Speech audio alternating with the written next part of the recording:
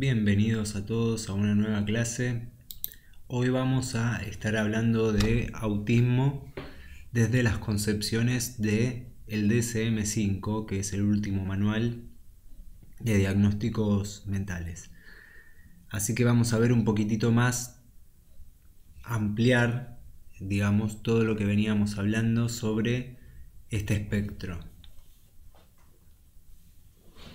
Muy bien. Los trastornos del neurodesarrollo tienen su origen en el periodo de gestación y se caracterizan por deficiencias en el desarrollo que producen limitaciones en áreas específicas o globales a nivel personal, social, afectivo, académico, laboral, etc. Recordemos que cualquier interrupción o disfunción en el neurodesarrollo va a estar provocando por consecuencia la afectación de varios factores o varias dimensiones del ser. Puede ser desde lo biológico a lo mental, a lo psíquico, a lo emocional, a lo energético, digamos, van a estar afectando diferentes áreas. El autismo pasó así a denominarse trastorno de espectro autista, reconociendo una sintomatología común a todos los individuos en un amplio abanico de fenotipos. Digamos, este espectro es tan amplio, puede abarcar tantas patologías o tantos síntomas, pero si agrupamos la afectación de los síntomas o las áreas de afectación, vamos a de alguna forma ir sectorizando un poco más para llegar a los diagnósticos, ¿no? Como es en este caso. Desaparecieron los diferentes subtipos denominados síndrome de Rett, síndrome de Asperger, trastorno desintegrativo de la infancia y trastorno generalizado del desarrollo no especificado. Inicialmente en el DSM-4, en el manual anterior, se tenía toda esta sectorización que a medida que se van desarrollando nuevas ediciones en el manual, se van modificando, ¿no? En la nueva clasificación se considera que las características fundamentales del autismo son un desarrollo en la interacción social y de la comunicación claramente alterado y repertorio muy restringido de actividades e intereses. En 2019, Autismo Europa actualizó uno de los documentos que toda familia y profesional no especializado deberían leer cuando una persona cercana es diagnosticada con TEA. En el documento Personas con trastorno del autismo, identificación, intervención y comprensión, se reflexiona acerca de las causas y mecanismos que desencadenan el autismo, los factores genéticos, ambientales, epigenéticos que subyacen al autismo, el diagnóstico y los síntomas nucleares en la comunicación, el ámbito social, los intereses repetitivos y estereotipados, la hiper o hiporreactividad a los estímulos sensoriales o intereses inusuales en los aspectos sensoriales del entorno. Vamos a ver que hay áreas troncales, nucleares, ¿no?, que van a ser el indicio o el indicador de que existe un autismo. Van a haber afectaciones en el área de la comunicación, también en el área social, en el área de los intereses repetitivos y estereotipados y en la hiper o hiporreactividad sensorial. ¿Cuáles son los criterios de diagnóstico según el manual de trastornos? Esta última edición, ¿no? Criterios diagnósticos del TEA. Según el DSM-5, en un diagnóstico de TEA deben cumplirse los criterios A, B, C y D. Vamos a ir viéndolos detenidamente.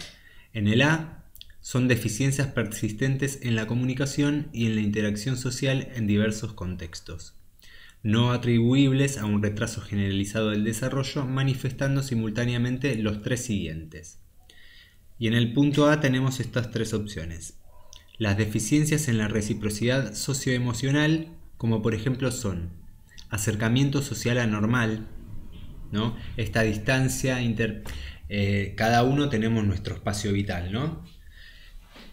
pasa en este ejemplo específico que no se puede llegar a determinar, o la persona que tiene autismo obviamente que no determina cuál es su espacio vital y cuándo empieza el del otro. Entonces hay una cuestión de proxémica, de proximidad entre los dos cuerpos que no se tiene en cuenta, ¿no? Fracaso en la conversación normal, en ambos sentidos, disminución en intereses, emociones o afectos compartidos o fracasos en iniciar o responder a interacciones sociales. Otro de los ítems puede ser deficiencias en las conductas comunicativas no verbales utilizadas en la interacción social. Por ejemplo, comunicación verbal y no verbal poco integrada, anormalidad en el contacto visual y del lenguaje corporal, deficiencias en la comprensión y el uso de gestos, falta total de expresión facial y de comunicación no verbal.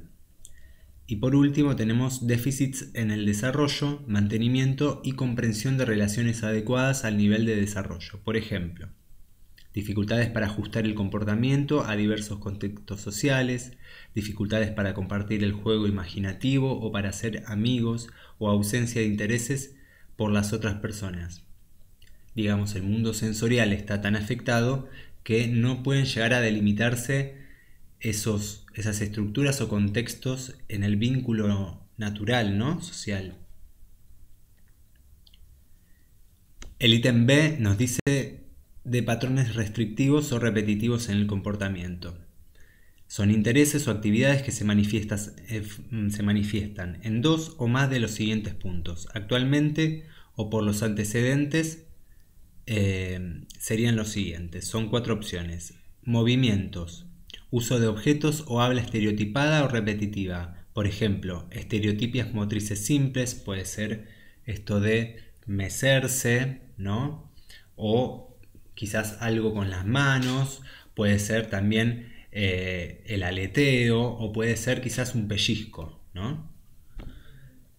Alineación de juguetes que los van secuenciando, ordenando de diferentes formas, ya sea por color, por tamaño, cambio de lugar de los objetos, ecolalia o frases idiosincráticas, ¿no?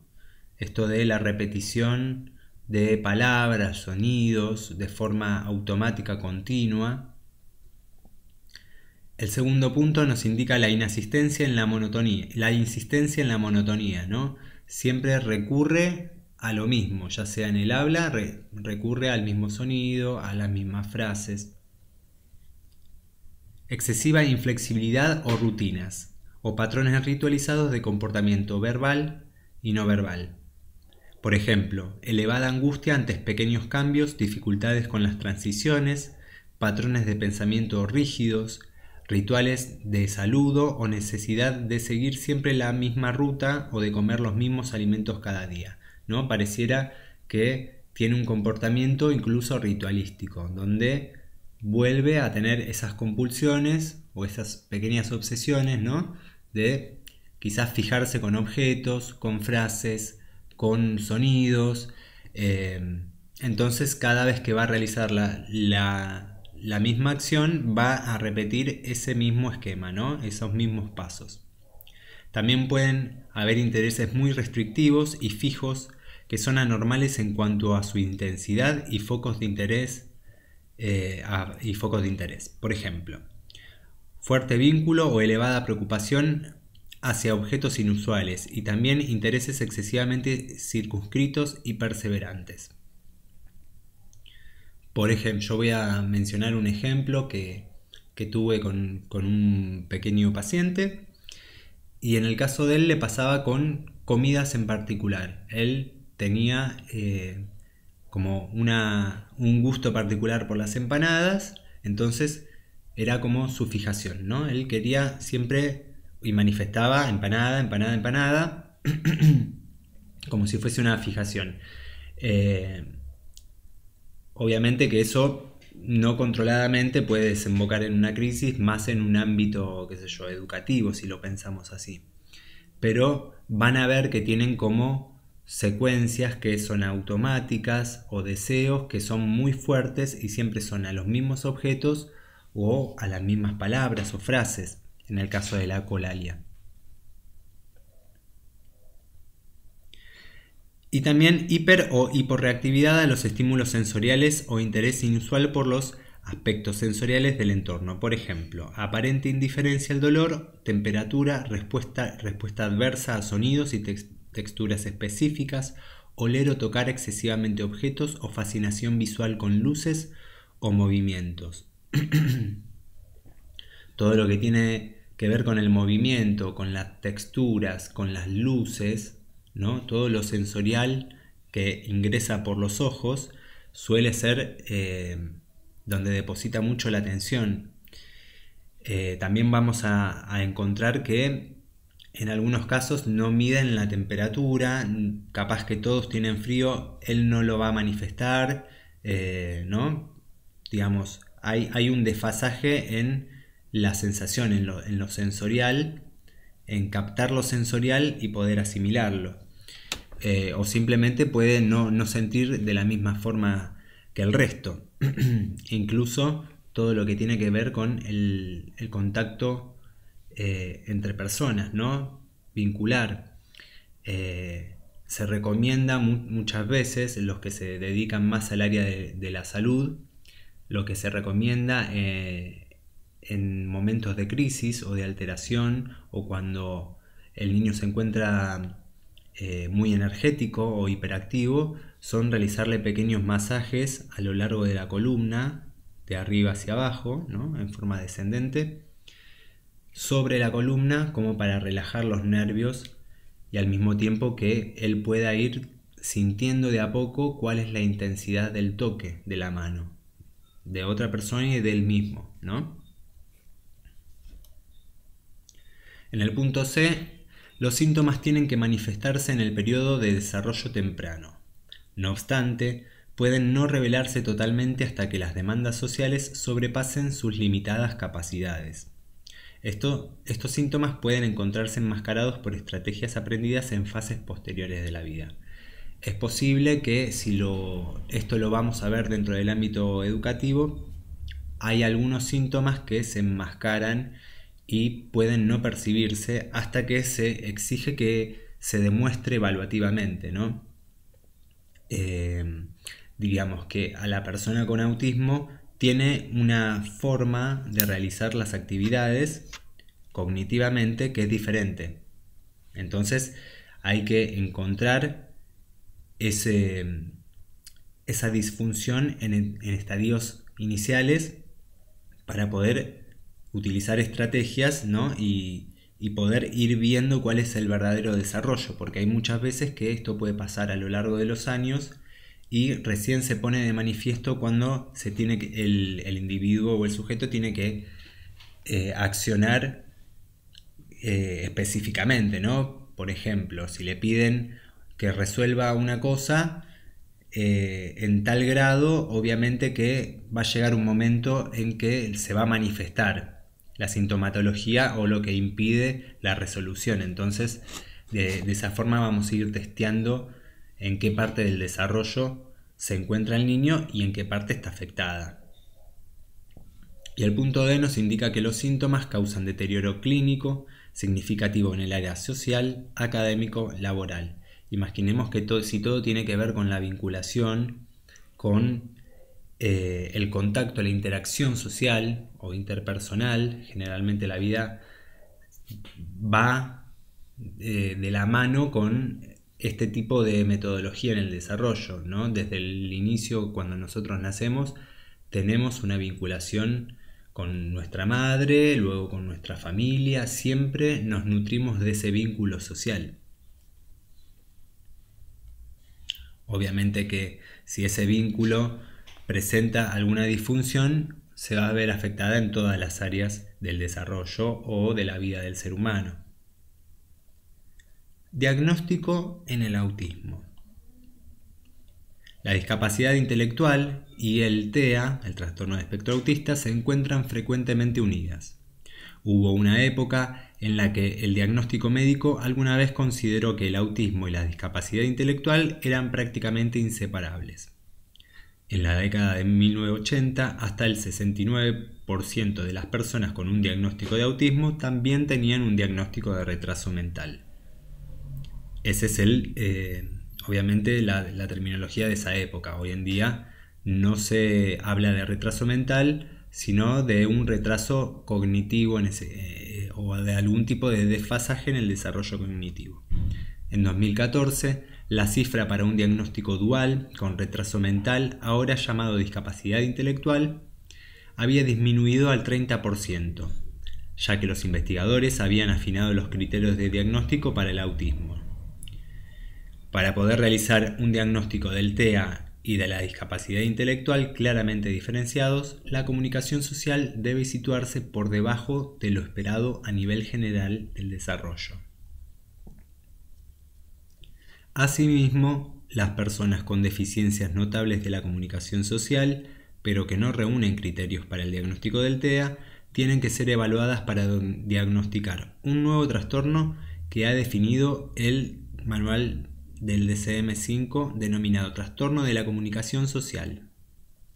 La diferencia principal con un TEA es que en el trastorno de la comunicación social no se cumple el criterio de diagnóstico B, por lo que no se observan patrones restrictivos o repetitivos de comportamiento, intereses o actividades.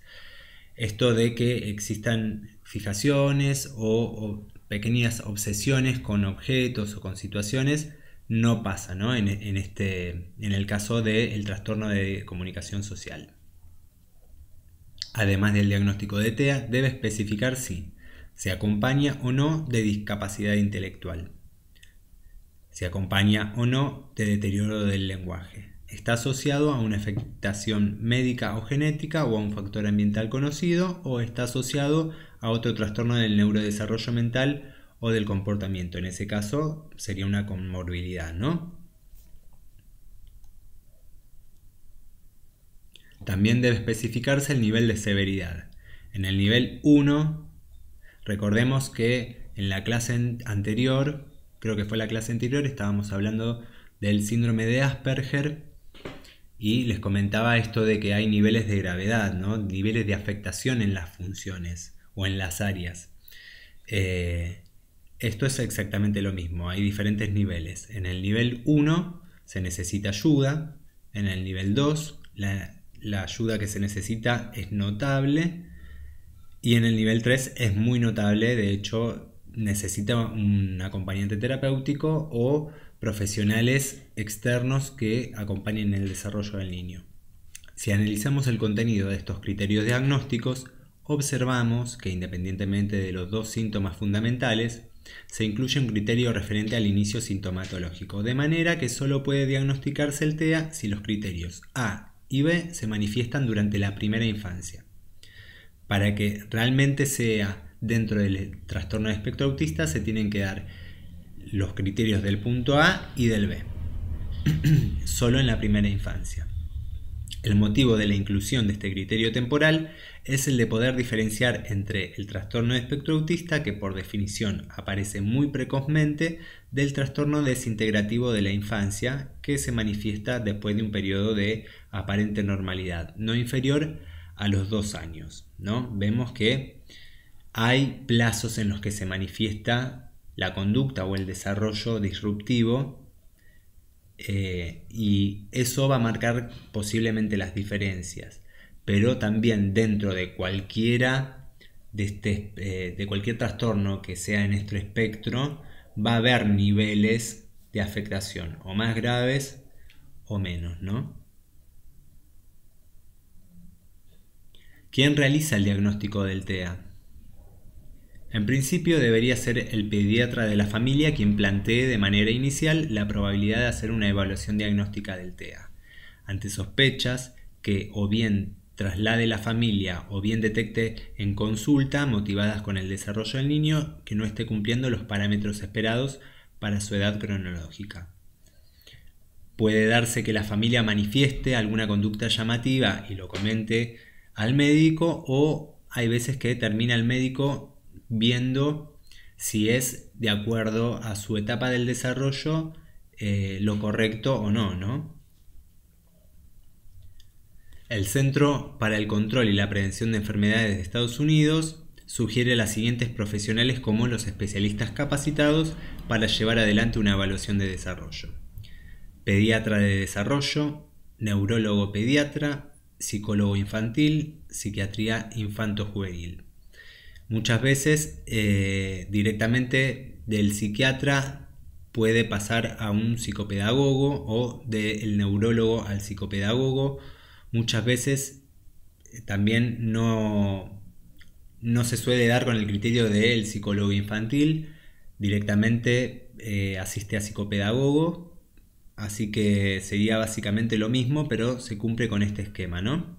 Estos serían los profesionales que más están de acuerdo a trabajar, digamos, más preparados para trabajar con esta patología que es tan amplia y de tanta investigación, porque recordemos que a medida que pasa el tiempo vamos conociendo más cosas, no solo por los manuales de criterios médicos, sino porque hay nuevos síntomas, nuevos entendimientos de los síntomas. Vamos repensando también la práctica de la medicina y del ser humano también, ¿no?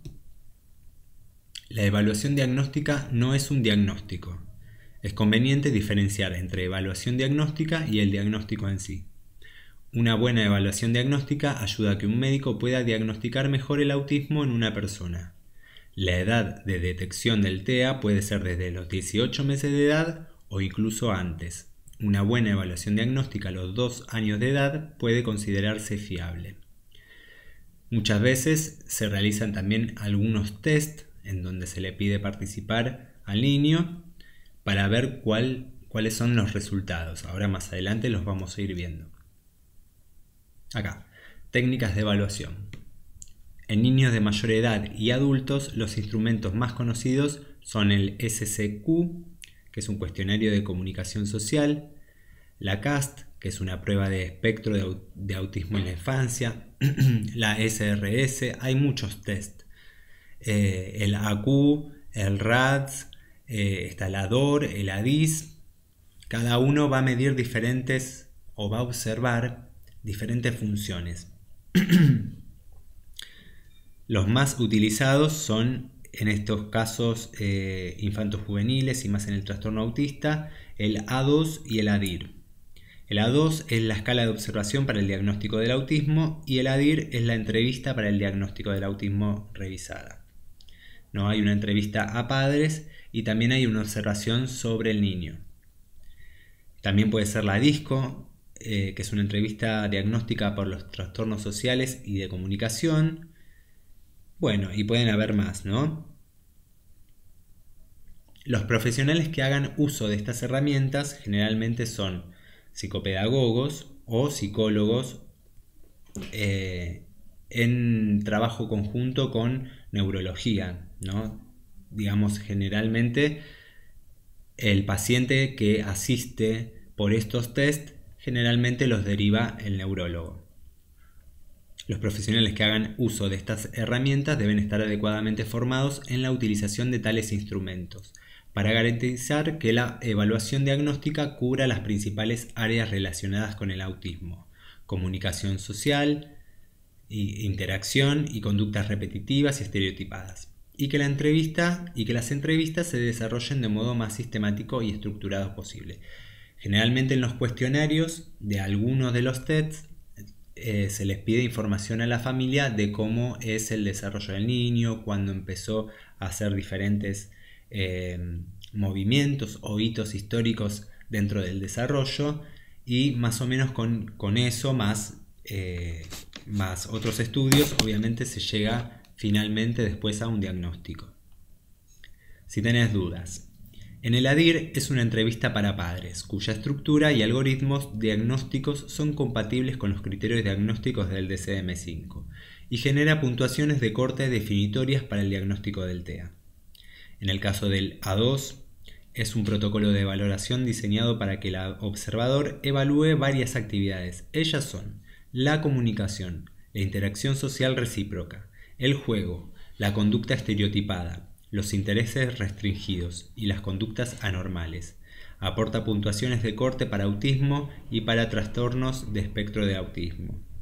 Con esta evaluación diagnóstica facilitamos a las familias en poder elegir los servicios clínicos y educacionales más adecuados para la persona con autismo, poder realizar y planificar un programa de intervención individualizada centrada en la persona y su entorno. Obviamente lo que decimos siempre, ¿no? Ver qué características tiene, cuáles son las herramientas con las que dispone y poder trabajar desde ahí. Documentar el funcionamiento de la línea base con el cual se puede contrastar la evolución tras las intervenciones. ¿No? Dentro del comportamiento, cada uno tenemos una línea base que son las formas que ya tenemos de forma innata adquiridas. Acá hay algunos links de referencia. Finalmente, TEA, autismo, TGD, Asperger. Pareciera cada vez que hablamos de cualquiera de estas definiciones, sabemos que estamos hablando de autismo, pero al mismo tiempo son como diferentes formas del autismo, ¿no? Entonces vamos a actualizar un poco la comprensión de estos términos. Un poco de historia. Breve recorrido del autismo como entidad diagnóstica desde la Asociación de Psiquiatría Americana.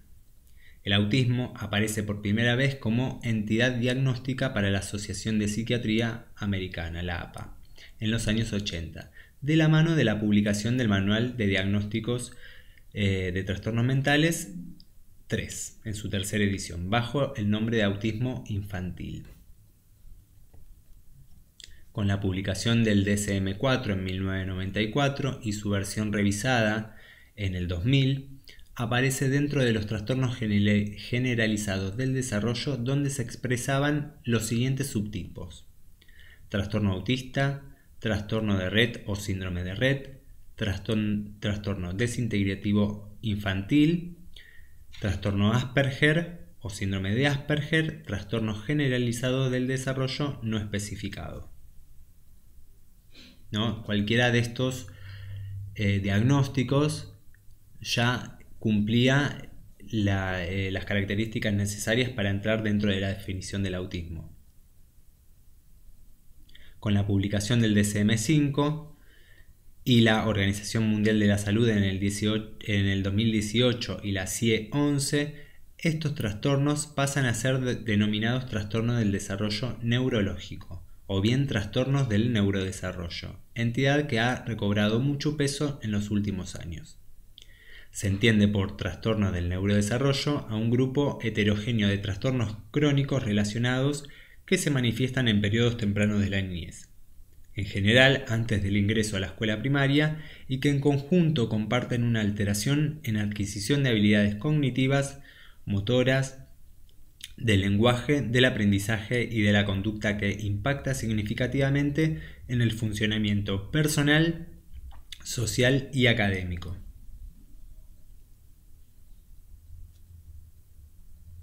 Con la publicación del DSM-5 y el CIE-11, estos trastornos pasan a ser denominados trastornos del desarrollo neurológico, o bien del neurodesarrollo. Dentro de estos trastornos se encuentra el TEA, término que ha sustituido completamente a los trastornos generalizados del desarrollo, ¿no? Hoy en día, un chico que tiene TGD, generalmente las terminologías se van afianzando y cambiando a lo largo de los años. Por eso antes se denominaban de algunas formas el autismo con un nombre y hoy en día se le dice TEA, ¿no? A la mayoría. Todos los subtipos de trastorno general del desarrollo pasan a formar parte de él, a excepción del síndrome de Rett, que se independizó y aparece en el CIE-11 como una anormalidad del desarrollo junto con el síndrome de Prader-Willi y otras alteraciones genéticas, ¿no? Hay alteraciones que tienen que ver con características muy marcadas y que son propias de ese síndrome, o que tienen ciertas funciones más alteradas o tienen o directamente hay funciones anuladas, ¿no? O escindidas. Depende mucho de cada trastorno. Pero algunas definiciones o algunos síndromes salen o escapan hoy en día de lo que es el trastorno autista. En las guías de consulta de criterios de diagnóstico, el DSM-5, se aclara que todos los diagnósticos bajo el nombre de síndrome de Asperger, autismo y TGD no especificado, según la denominación de la versión anterior del dicho manual, debe pasar a denominarse TEA. O sea que hoy en día un paciente con Asperger, autismo o TGD no especificado, vamos a nombrarlo como TEA. El trastorno de espectro autista desde el CIE-11 y el DSM-5. De acuerdo a la Organización Mundial de la Salud en 2018, el TEA se caracteriza por presentar déficits persistentes en la capacidad de iniciar y mantener la interacción social de tipo recíproca y la comunicación social. A esto se suma una gama de patrones de conductas e intereses de tipo restringidos, repetitivos y con falta de flexibilidad. Al formar parte de los trastornos del neurodesarrollo, el inicio del mismo ocurre generalmente en la primera infancia, pero los síntomas pueden no manifestarse completamente hasta más tarde, cuando las demandas sociales superan las capacidades del desarrollo. Aquí podemos ver por qué en muchos casos se puede identificar estas conductas cuando el niño ingresa a la escolarización formal entre los 4 y 5 años de edad. Lo que mencionábamos con anterioridad es de que generalmente los titulares o los docentes del aula suelen pesquisar estas situaciones llamativas, ¿no? Entonces, muchas veces, cuando se empiezan a presentar los desafíos de la comunicación social, de la interacción con otros compañeros, ¿no? Ahí se empiezan a demostrar algunos criterios de diagnóstico. La Organización Mundial de la Salud expresa que los déficits en el cuadro de TEA son tan graves que pueden causar un deterioro en diferentes áreas, en el funcionamiento personal, familiar, social, educacional, ocupacional u otras áreas significativas de funcionamiento. Además, se puede observar que este modo de comportamiento es verificable en todos los entornos donde el individuo se desenvuelve, aunque puede variar de acuerdo a los aspectos sociales, educativos u otros contextos. Recordemos que toda esta gama de síntomas o síndromes y trastornos que estamos viendo son crónicos. Pueden variar a lo largo de la vida, se pueden tratar en etapas iniciales y se puede corregir muchísimas disfunciones o comportamientos incluso.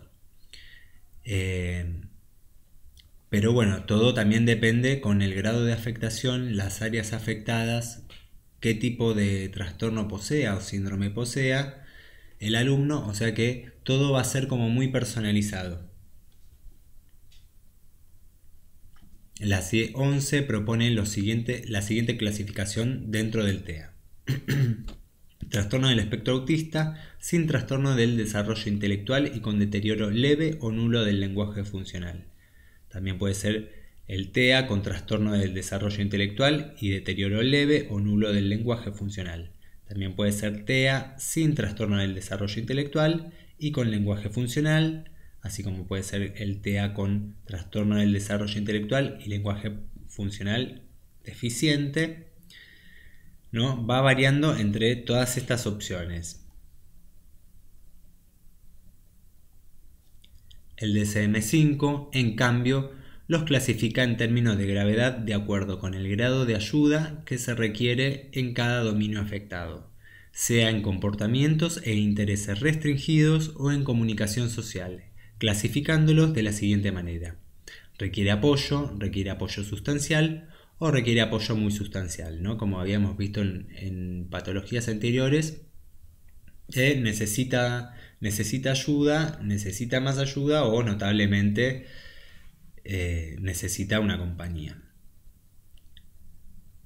Para continuar aprendiendo a aprender. Acá hay algunas referencias bibliográficas que dejo, ¿no? de la asociación de la APA, Generalmente hay varios manuales de criterios de diagnóstico médico, pero lo que a nosotros nos interesa desde la discapacidad o desde los trastornos del desarrollo va a ser precisamente el DCM5 y el CIE-11, más preferentemente el DCM5 o el DCM4 también, ¿no? Digamos, son una base de ciertas características o rejunte de características que nos pueden dar indicio de la disfunción o del trastorno que posee el sujeto. Obviamente no vamos a ser nosotros quien aplique estos test o evaluaciones, se van a encargar las personas que tienen esa formación en específico, pero también se va a trabajar en interrelación entre los diferentes profesionales, ya sea neurólogo, psicólogo, psicopedagogo, acompañantes terapéuticos. Desde el ámbito escolar nosotros vamos a abrir las puertas a la inclusión, como siempre lo sabemos. Vamos a trabajar en relación con los acompañantes terapéuticos, para abarcar un poquitito más y profundizar con lo que tiene que ver con los manuales, ¿no? Como para hacer una noción generalista de la evolución de los manuales de diagnóstico médico. Les voy a comentar. A lo largo de la historia de la medicina ha quedado clara la necesidad de confeccionar una clasificación de los trastornos mentales, pero siempre ha habido escaso acuerdo sobre qué enfermedades deberían incluirse y sobre cuál sería el método óptimo para su organización. El DCM, en su primera versión, al igual que el CIE, que es Clasificación Internacional de Enfermedades, surge de la necesidad de confeccionar una clasificación de trastornos mentales consensuada. En el año 1948, en Estados Unidos, adoptó finalmente la nomenclatura de CIE, lo que refleja su reciente historia de nosología psiquiátrica, en cuyo desarrollo tuvieron gran impacto las dos guerras mundiales. Estados Unidos solicitó a un grupo de profesionales para la elaboración de una nosología práctica, precisa y aplicable a estas nuevas demandas, cuyo informe fue presentado en 1944. Este progreso y la publicación de la sexta edición del CIE en 1948 impulsaron a la APA a crear su propio sistema, el Manual Diagnóstico y Estadístico de Trastornos Mentales, que se publica su primera edición en 1952. El DCM-1, esa primera edición, fue útil hasta 1968, en que la APA dio origen al DCM-2. Luego el DCM-3 empezó su realización en 1974 y su publicación tuvo lugar en 1980. Actualmente el DCM publicó la versión revisada del DCM 4 y 5 y el CIE utiliza la versión CIE 10, ¿no? Este manual es usado por clínicos e investigadores de muy diferente orientación, investigadores biológicos, psicodinámicos, cognitivos, comportamentales, interpersonales y familiares. Lo usan psiquiatras, otros especialistas, psicólogos, asistentes sociales, enfermeras, terapeutas ocupacionales y de rehabilitación, consejeros y otros muchos profesionales de la salud. El DCM, en este caso el 4, debe poder usarse en diferentes situaciones: pacientes ingresados, pacientes ambulatorios, hospital de día, psiquiatría de enlace, consulta privada y asistencia primaria. No, obviamente, también dentro del ámbito educativo y de cualquier ámbito institucional en el que pacientes se encuentren. Así que con esta breve reseña de lo que es el DCM, los despido hasta la próxima clase. Recordemos que, bueno, el autismo, ¿no? es tan grande, el abanico del espectro es tan grande que debemos tener una mirada muy puntual, muy crítica, muy personalista y acompañar siempre desde la empatía, el respeto y la colaboración con otros profesionales. ya que desde el ámbito educativo o dentro del aula, nosotros vamos a estar trabajando justamente interdisciplinariamente con otras personas para favorecer justamente la transmisión del conocimiento. Así que